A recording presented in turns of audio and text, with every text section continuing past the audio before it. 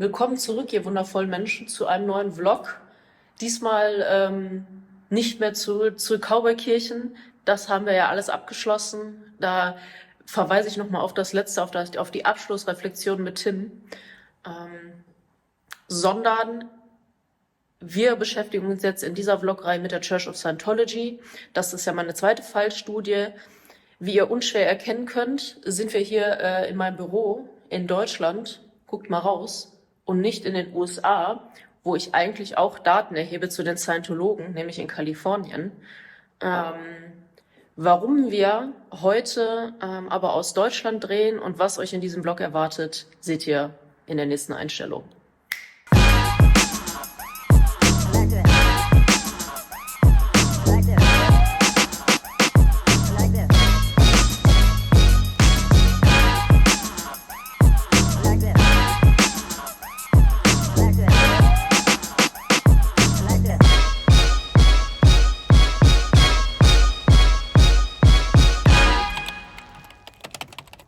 So, weil wir das, was wir heute machen, nicht alleine machen, holen wir jetzt jemanden ab, der uns begleitet für die Sache, die wir vorhaben. Guckt mal, wer hier nämlich ist.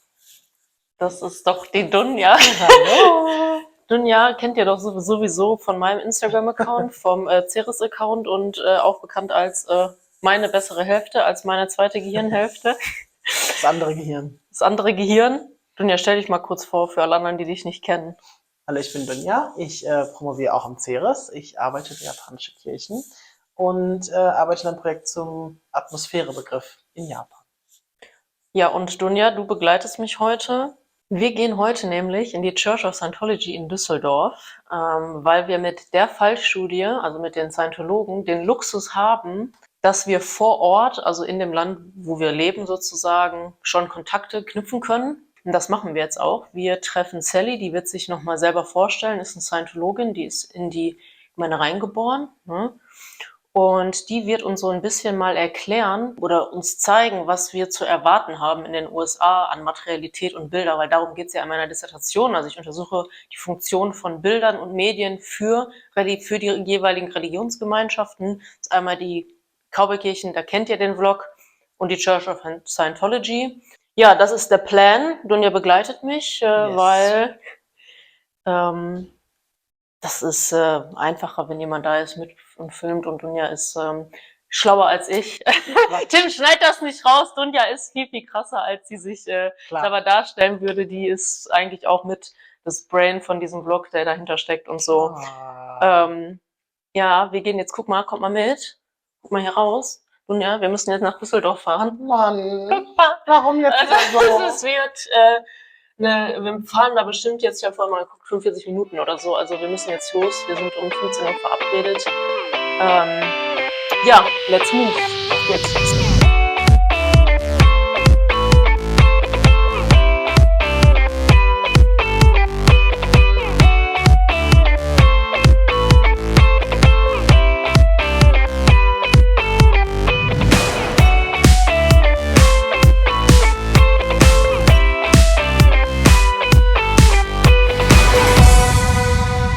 Wir sind jetzt da, bevor ihr das Video weiter guckt, weil wir treffen ja jetzt Sally. Geht bitte zurück auf das allererste Video dieser Vlogreihe und guckt euch das an, wo wir, also Martin Rademacher und ich, über Kulte, Sekten, neue religiöse Bewegungen und den Diskurs sprechen. Da ordnen wir das ein, da erklären wir, wo das herkommt, warum Scientology, wie wir in der Religionswissenschaft damit umgehen. Und dann kommt wieder zu dem Video zurück. Und liked und kommentiert alle Videos. So, liked und kommentiert.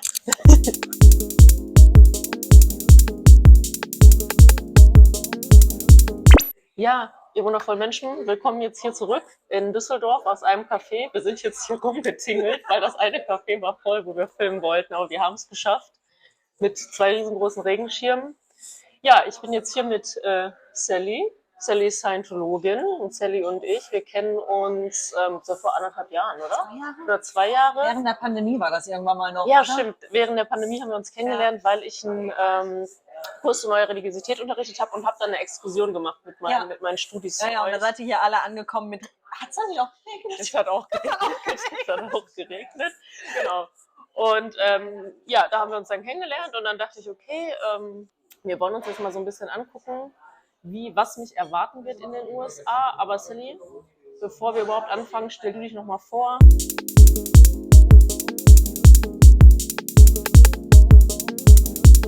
Ich bin Sally Benneck, arbeite hier in der Scientology-Kirche Düsseldorf. Wir haben uns, wie gesagt, darüber kennengelernt gehabt, weil ich irgendwann mal eine E-Mail von der Anna hatte und die fragte, ob sie denn nicht mal ihre Studenten vorbeikommen könnten, wo ich sagte, ja klar, warum nicht?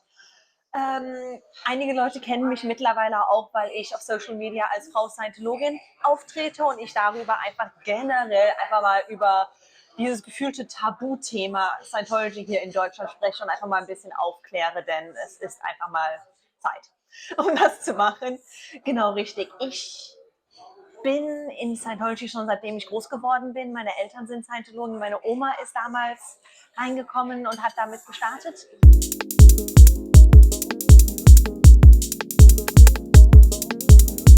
Ja, danke dir.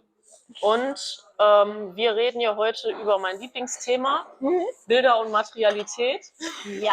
Ich habe mit meinen Bildern nicht. Und meine allererste Frage ist, bevor wir uns jetzt Amerika angucken, was mich erwartet, ist meine Frage, die ich ja auch in den Cowboy-Kirchen gestellt habe. Sag mir mal so dein Lieblingsgegenstand, Lieblingsbild oder irgendwas Materielles, was für dich besonders ist und was dich mit Scientology verbindet. Ich meine, die eine Sache, die mir so ad hoc direkt einfällt, ist im Prinzip hier mein Armband. Kann ich da mal sehen? Ja. Weil das zeigt im Prinzip hier das, Ja. Genau, das zeigt hier im Prinzip das Scientology-Symbol. Du hast das S, das ist aus dem lateinischen Scio, also im Prinzip für Wissen. Und dann hat man hier die beiden Dreiecke, die auch jeweils etwas bedeuten. Und das ist im Prinzip, das nennen wir das Clear-Armband. Das bekommen nur Leute, wenn sie den Zustand Clear erreicht haben. Das heißt, daran kann man automatisch sehen, entweder, dass man Scientologe ist und dass man diesen Zustand erreicht hat, aber hat natürlich einen eigenen, besonderen persönlichen Wert, weil es einen sofort natürlich immer an den Tag erinnert, wo das Ganze stattgefunden hat. Und das ist immer eine Sache, das kann man sofort damit verbinden und jedem, dem man das sieht oder sowas, ist auch einfach cool, weil jeder hat das Gleiche. Es gibt unterschiedliche Größen, aber ich mochte das Kleine. Manche haben so richtige Klunker dahin. Das wirst du sehen. Ist das so? Ja, Ist das so? dann hat man ein Champion ein richtig dickeres Armband. Das Geil. ist in Amerika Also sehen. das Das ist ist richtige Klunker dann. Also muss ich mir jetzt so vorstellen, darf ich mir das dann selber aussuchen oder Du kannst es aussuchen, genau. Also von der Größe und sowas her aus kannst du das aussuchen. ja. Es wird dann hier auch von der Kettenlänge und sowas Maß angefertigt, im Prinzip zu schauen, weil jeder hat ja ein unterschiedliches Handgelenk. Und sowas genauso wie es hier hinten aber auch noch mit eingraviert wird mit deinem Namen.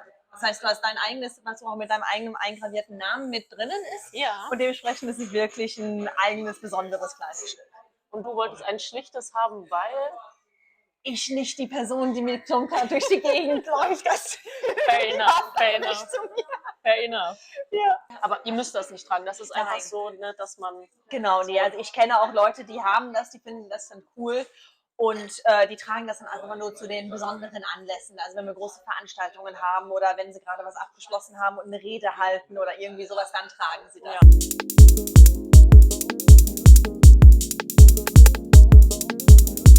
So, wir gehen jetzt mal auf die Internetseiten über, weil das interessiert mich ja auch, also dieses Online-Offline, nämlich interessieren ja nicht nur die Sachen in den Kirchen, sondern auch die Sachen, die online sind, weil ich ja sage, das hat beides eine Verbindung. Natürlich, Und ja. was ich da sehe, habe ich ja auch in der Kirche gesehen, sozusagen. Und das steht ja auch in Verbindung. Und das ist ja hier nochmal für alle anderen auch, die den Blog gerade gucken. Das ist ja zum Beispiel die Webseite von der Cowboy-Kirche hier. Ne? Du siehst, du kommst gerade rein. Ich weiß nicht, das ist so eine andere Welt halt. Aber meine ultimative Frage, was alle interessieren wird, habt ihr auch Cowboy-Hüte und reitet ihr auch? Also wenn du meinen Onkel in Texas fragen würdest, wir haben Cowboy-Hüte da, aber es ist halt, weil es Texas ist. Aber es hat sonst wirklich nichts mit, dass Okay. irgendwo irgendwas geschrieben stehen. So, ich gehe jetzt mal hier auf eure Seite, ne? So, und dann sieht man ja, es sieht einfach komplett anders aus. Es ist cleaner, es ist nicht, ja, wie heißt das, wenn Ich du. muss auf jeden Fall sagen, es hat vermutlich ein bisschen mehr moderneren Touch. Genau, und bei den Cowboy-Kirchen war es ja auch so, die haben das hat ja jemand gemacht, der ein bisschen Affinität hatte, aber auch nicht so wirklich Ahnung. Da hat ja keiner irgendwie Geld für eine Webseite bezahlt. Das haben die ja alle selber gemacht und Ja. so, ne? So, und das ist jetzt mal eure Seite, ne? Also ich bin jetzt mal hier einfach draufgegangen. Und wir können ja mal, also das, was ich auch in den Cowboy-Kirchen gemacht habe, können ja einfach mal so ein bisschen da so durchklicken. Du erzählst mir mal so ein bisschen was zu der Webseite, weil mich interessiert ja, erwartet mich das wirklich? Also wenn ich jetzt nach Amerika gehe, ne, ich kenne ja hier eure Kirche, das ist ja auch alles ein bisschen klein und jetzt auch Deutschland. Ja. Und Amerika ist ja immer so, boah, bigger, faster, stronger. Ist das so? Erwartet mich das? Was amerikanisch. erwartet mich da? Ja. Es ist halt, ich meine, klar, du wirst einen Unterschied auf jeden Fall sehen, einfach weil es ist Amerika, es gibt mehr Land, dementsprechend können die Sachen einfach sehr viel größer gebaut werden und die Räumlichkeiten generell sehr viel größer sein. Ja. So, es kommt dann immer darauf an, in welcher Stadt man auch dann ist, weil dementsprechend sind, sagen wir so, die Struktur selber in der Kirche selbst ist immer gleich. Das heißt, wenn man reinkommt, wird es immer, ich wollte gerade sagen, es wird immer ein richtig schöner Empfangsraum sein und sowas. Also das wird es auf jeden Fall sein und halt sonst die Struktur, wie alles aufgebaut ist und sowas, wo die Kursräume sind, wo ein Auditingzimmer ist, wo halt die Seelsorge stattfindet oder sowas. Das hat alles die gleiche Struktur.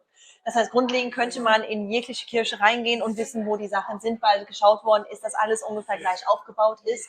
So, man könnte da eine Parallele ziehen, so ein bisschen so wie wenn man in eine katholische Kirche reingeht, weiß man überall, wo ist das Altar, wo sind die Beichtkabinen im Prinzip, wo sitzt man hin und so, dass man einfach dann eine Struktur hat. So, dass wenn man wenn man dann irgendwo anders neu hingeht und dann keine Ahnung hat, wo jetzt vielleicht die Vordertür ist. So Ja, ist das halt. aber ist das dann für dich auch, warst du schon mal in Amerika in einer Church of Scientology? Ja. Ist das dann für dich auch so wie so ein, ach, das ist ja wie zu Hause auch in Deutschland? Oder hast du dann auch dieses Feeling, also dass du sagst, so, das ist jetzt auch, oder ist das dann für dich so ein bisschen anders? Sagen wir so, ich meine, es ist natürlich immer ein bisschen anders, einfach weil es ein anderes Gebäude ist, es ist eine andere Stadt. Deswegen, weil wenn wir hier auf der Webseite gerade schauen, was du hier siehst, das ist im Prinzip die Eröffnung von Ventura. Das ist ja Das übrigens, ist ja da, wohin du genau, da hingehst. gehe ich ja hin. Das ist auch eine Ideal.org, ne? Richtig. Ich freue mich schon richtig. Ja. Also an alle Ideal.org, kannst du das einmal erklären? Genau, Ideal.org ist so, wie es professionell komplett sein sollte, so dass alle Räumlichkeiten so da sind, wie sie ursprünglich auch geplant worden sind. Und dementsprechend, das hat dann einen gewissen Quadratmeter, es hat eine gewisse Anzahl von Leuten, die da sind. Wir haben eine gewisse Anzahl von Mitarbeitern, die da sind. Und das ist dann wirklich so, wie es halt idealerweise sein soll. Und dementsprechend, du kommst da rein, es ist ein tolles Feeling, weil es einfach wirklich sehr ästhetisch hergestellt worden ist. Genau, richtig. So. Also das ist jetzt hier Ventura von Genau, außen, richtig. Das ist glaub ich, Ventura ne? von außen, richtig. Wie du siehst, hast du die große Menge hier vorne. Das ist halt eben wirklich am Tag der Eröffnung selber. Da hast du immer, man hat da immer diese riesigen Banner und die vielen Luftballons und sowas. Es ist immer ganz lustig. Hier siehst du tatsächlich, sagen wir so, es ist eher eine goldene Farbe. Und ich weiß, dass dich das interessiert. Ja. Genau. In diesem Fall hier, die Farben werden immer, wie gesagt, ein bisschen angepasst zu der Stadt, in der es halt gerade ist. Sagen wir so, hier in Düsseldorf ist zum Beispiel alles sehr viel blau, weil das irgendwie die Farbe von Düsseldorf ist. Ich weiß zum Beispiel, in Stuttgart ist es Silber. Ich weiß nicht wieso, ich glaube wegen den ganzen Autos. Aber deswegen, weil es ja die ganzen Porsche und sowas alles halt da ist. So. Und das hier ist halt weil es halt eben gesagt wird, es ist halt eben in the Golden State von Kalifornien und es halt eben direkt an der Goldküste liegt. Und dementsprechend sind die ganzen Banner in Gold.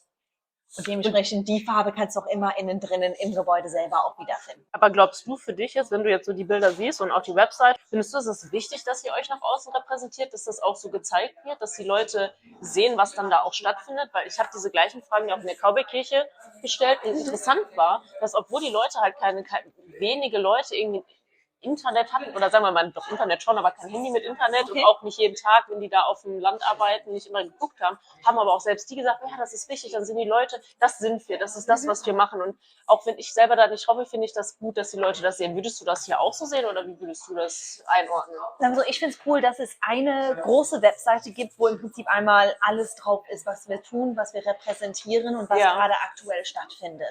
Ja, ich würde es so da sagen, so ein bisschen so ein Faden oder so ein Link irgendwie so ist so zwischen all den Sachen, die passiert und all den Leuten, die Interesse an Scientology hätten. Also wie so ein großes Netzwerk und dann hast du so, stell ich mir jetzt vor, dann hast du so die Internetseite und dann geht das in 1000 Richtungen und jeder, wenn ich mich verbinden will, gehe ich irgendwie auf die Internetseite. Genau. Mir ist also auch aufgefallen, als ich da so ein bisschen durchgeklickt habe, dass das so ein bisschen so ist, auch wie so ein Lexikon, ne?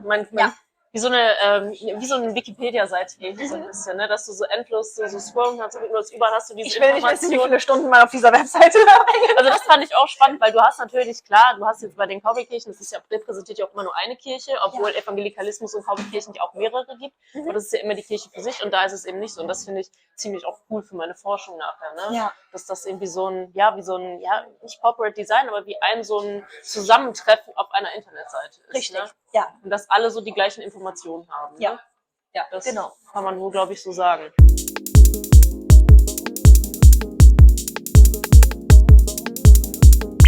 So, und dann ist jetzt die Sache, wir sehen das ja jetzt hier nur von außen. Und aber du warst doch in Florida. Richtig. So. Und da hast du doch, wir haben ja vorher gesprochen, weil ich dich gefragt habe, dass du mal so deine Lieblingsbilder oder Sachen zeigst aus Amerika, weil mich interessiert ja auch Amerika. Hast du mal Lust, das so ein bisschen zu zeigen? Weil wir können jetzt hier nicht nach Ventura reingehen, aber du hast aus Florida so Statuen mitgebracht. Die fand ich bei deinen TikToks, da habe ich ja auch mir das angeguckt. Ja. Und vielleicht kannst du die mal zeigen und ein bisschen was mal dazu sagen. Oder glaubst du, das gibt es auch in Ventura oder haben die solche Statuen? Dreh das einmal um. Ich wollte gerade sagen, ich meine, also worauf Anna bereits bezieht, ist das hier. Das ist im Prinzip in Flag, das ist im Prinzip unsere Kathedrale. Und da haben wir halt alle möglichen Statuen, die unterschiedlichen Konzepte, die wir halt vertreten, zeigen. Wenn du in Ventura jetzt selber bist, dadurch, dass ich selber nicht da war, kann ich jetzt nicht sagen, ob da jetzt Skulpturen sind oder welche Skulpturen da sind. Aber ich weiß auf jeden Fall, dass wir Wandgemälde drin haben. Und ich weiß auf jeden Fall, dass es einiges an... Und ich weiß auf jeden Fall, dass du einiges darin sehen werden, weil wir halt in viele Sachen, die wirst du auch, weil ich weiß, du hast ja gesagt, wenn du nach Kalifornien gehst, wirst du ja nicht nur in Ventura sein, sondern du wolltest auch nach L.A. gehen und sowas. Und wenn ich den L.A.-Traffic überlebe, dann fahre ich auch nach L.A. Viel Spaß, ich will nicht wissen, wie der ist. Aber ja, auf jeden Fall, da wirst du auf jeden Fall Sachen wiedererkennen können. Das auf jeden Fall. Aber dementsprechend ist Flag mit diesen Skulpturen ist es schon relativ einzigartig. Ja, zeig nochmal, dreh mal da einmal Genau, rein. richtig, weil zum Beispiel das hier ist eins von denen. Ja. Denn da kannst du auch dieses Dreieck wiedererkennen. Das ist zum Beispiel auch das, was man hier auf dem Armband drauf hat. Das erste zumindest. Weil da geht es im Prinzip genau darum, halt ganz grundlegend ist das die Formel für zwischenmenschliche Beziehungen. Zeig nochmal, dreh noch einmal um. Genau, die hier. Weil du hast im Prinzip Realität, Kommunikation und Affinität. Aber ich finde das spannend, ne, dass diese Grundprinzipien, die hier sind, ne, so würde ich das jetzt einfach mal sagen, dass das eben, und das ist ja das, was mich interessiert, dass das materialisiert wird. Weißt du, was ich meine? Du könntest ja auch einfach sagen, okay, das ist Reality, Communication and was steht da noch? Affinity. Genau. Und gut ist, und dann steht es in irgendeinem Buch. Aber das Geile ist ja, finde ich, dass das eben in dieser Materialität dargestellt wird. Ne? Das ist ja das Geile, warum ich, die Leute denken jetzt, ich bin total crazy, aber ich bin wirklich Wissenschaftlerin vom Herz. Ich bin Materialistin. Und ich geek richtig ab als Religionswissenschaftlerin hier, weil das natürlich auch mit Religion zu tun hat. Also da nochmal für alle, klar, mich interessiert Materialität, aber in Bezug auf Religion. Das ist wichtig eigentlich als Religionswissenschaftlerin das machen. Aber nur mal so ein kleiner Geek-Out hier von mir.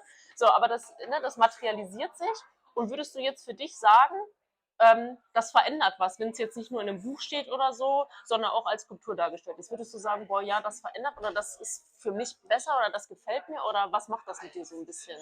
Oder findest du das gut, findest du das schlecht, wie bewertest? Sagen wir so, ich meine, bei uns haben wir auch eine Sache, wo wir sagen, wenn man probiert, eine Sache zu erlernen, neu und sowas, sagen wir so, hat man natürlich sehr, sehr schön die Theorie, die ist nett. Aber es ist ja wir sind ja sehr darauf belegt, dass es ja auch praktisch anwendbar ist. So, und in vielen Bereichen und vielen Sachen ist es sehr viel einfacher, wenn man eine Masse dazu hat, wenn man tatsächlich irgendwas hat, was man anfassen kann, was man sehen kann, weil das manchmal sehr, sehr viel oder um einiges besser einfach kommuniziert als das gesprochene Wort auf dem Blatt Papier. Und dementsprechend, klar, einerseits ist es natürlich da, weil es sehr ästhetisch ist, weil es sehr schön ist, weil es die Grundprinzipien von uns darstellt. Ja. Aber andererseits finde ich, ist es auch immer sehr, sehr einfach und sehr viel besser, wenn man gerade so diese grundlegenden Sachen, die tatsächlich in einer materiellen Form hat. Ja.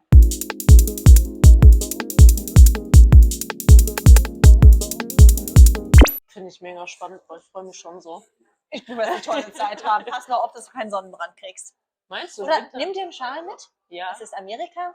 Und die Klimaanlage ist Boah, auf 18 Grad runtergedreht, egal wie heiß es Ich draußen erinnere ist. mich in Springfield, aber da war 40 Grad und dann bin ich reingegangen und dann war es 10 Grad gefühlt. Genau, richtig. Ja. dachte, ja, Deswegen jedes Mal, wenn ich nach Florida fliege, habe ich das Gefühl, dass ich für den Winterurlaub packe, weil ich halt für 18 Grad eigentlich packen muss, Aber anstatt für 35 wird raus. mich, wenn wir bei Materialität sind, wird Ja. mich dann auch eine Klimaanlage in der Church of Scientology in Ventura erwarten. Auf jeden Fall. Also ist die auch Teil der Materialität, sehr gut, da weiß ich schon mal. Auf jeden Fall.